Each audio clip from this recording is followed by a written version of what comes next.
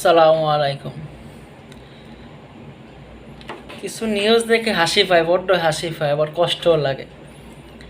ভারত নাকি আমাদের দেশের হিন্দুদের নিয়ে অনেক চিন্তিত। আমাদের দেশে হিন্দু অনেক নির্যাতন হচ্ছে, অনেক জুলুম হচ্ছে। জুলুম আমার দেশের হিন্দুদের হচ্ছে নাকি ভারতের মুসলমানরা জুলুম হচ্ছে?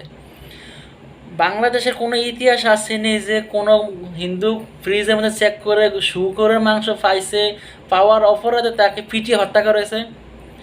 ভারতে অহর এরকম ঘটনা ঘটছে যে গরুর মাংস আছে এই সন্দেহে তাদেরকে পিটিয়ে হত্যা করা হয়েছে।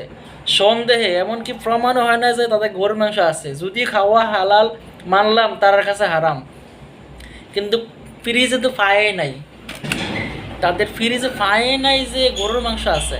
তারপর ওই সন্দেহে তাদেরকে পিটিয়ে হত্যা করা হয়েছে। আর তারা নাকি আমাদের দেশের হিন্দু নিয়ে অনেক চিন্তিত। বাহ!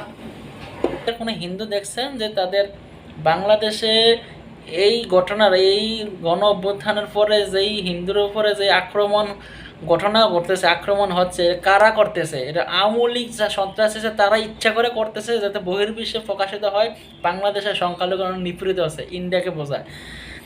এবং কি অনেক আওয়ামী লীগ, অনেক হিন্দু লোকও হিন্দু মন্দিরের উপর আক্রমণ চালাচ্ছে, হিন্দু মন্দিরের মধ্যে আক্রমণ চালাইছে, তাদেরকে ধরছে। এই প্রপাগান্ডা দূর করার জন্য বাংলাদেশের মুসলিমরা হিন্দুর মন্দির পাহারা দিচ্ছে, যাতে কোনো বিশৃঙ্খলা না হয়। আর ইন্ডিয়ায় কোনো এই পর্যন্ত কোনো রেকর্ড আছে যে কোনো মুসলমানের ঘর পাহারা দিয়েছে কোনো হিন্দু লোক? বড় ওদেরকে অন্যায়ভাবে হত্যা করছে, অন্যায় পিটিয়ে হত্যা করতেছে।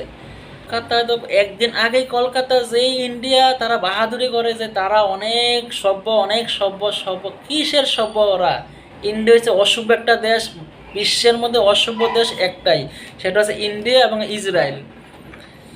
এবং কলকাতা যে নার্স তাদেরকে গণধর্ষণ করছে, এই ইন্ডিয়ায় তারা আমাদের দেশের হিন্দুদের জন্য অনেক চিন্তিত।